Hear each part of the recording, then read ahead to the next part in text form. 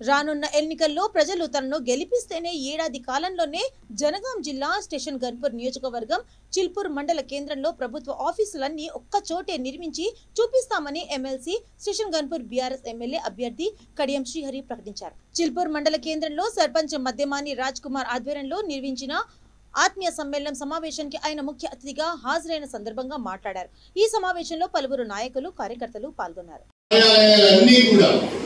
MPDO office, tahsildar office, police station, agriculture office, engineering ఆఫీసులు, hospital అన్ని కూడా ఒకే కేంద్రంలో ఒకే కాంప్లెక్స్ లో ఉండే విధంగా సంవత్సరం లోపల మండల కాంప్లెక్స్ మీ ఆశీర్వాదం ఉంటే, ఆ దేవుని ఆశీర్వాదం ఉంటే ఒక సంవత్సరం లోపలనే మండల కాంప్లెక్స్ నిర్మాణం ఎట్లా జరుగుతుందో నేను చూస్తానని చెప్పి కూడా కడియం శ్రీహరి చెప్తే మన అవుతుంది.